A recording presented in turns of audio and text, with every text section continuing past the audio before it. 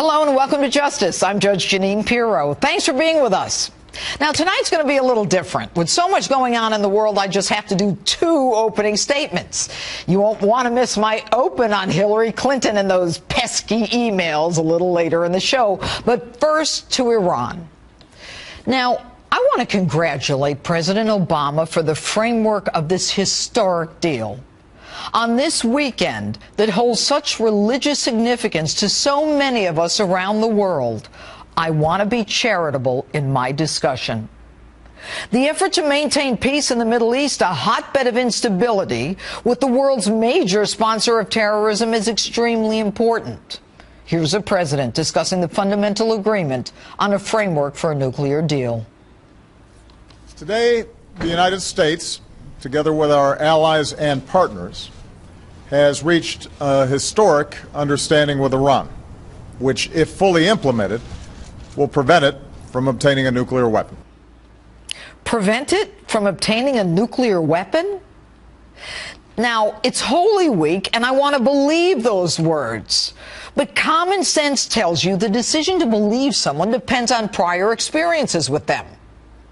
Translation: given Benghazi and that despicable video, and you can keep your health care plan and your doctor, and there's not a smidgen of corruption in the IRS, and Bo Bergdahl served with honor and distinction, do I need to keep going?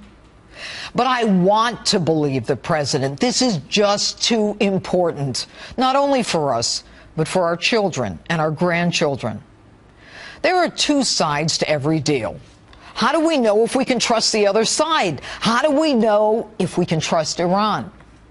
But I guess that I don't have to worry because our president has us covered.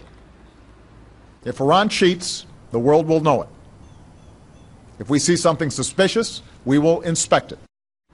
Here's the problem. The Iranians tried to keep their underground fortress, Fordo, a secret from us and the rest of the world when they were building it. And assuming that inspectors can even find evidence of noncompliance, the resolution process would take so long, who knows what the Iranians would accomplish in that time. And why are the common folk in Iran jumping up and down? If it's such a great deal for them, why do I feel like it may not be such a great deal for us? Why do the optics look wrong? Why aren't we dancing in the streets celebrating? I do want to believe the president, but there are those who say this is simply a bad deal. Let me put this in very direct terms. This framework leaves the Iranian nuclear infrastructure intact. The same infrastructure that will allow Iran in the future to develop atomic bombs to be used against its adversaries in the Middle East. I want to believe the president, but why are people in Iran dancing in the streets? Is this just a love story, or are we sleeping with the enemy? Now, we dined with Iran in Swiss palaces last week, and secret letters from our president to Iran's leaders. We were jilted on Sunday, but by Thursday, we're re-engaged.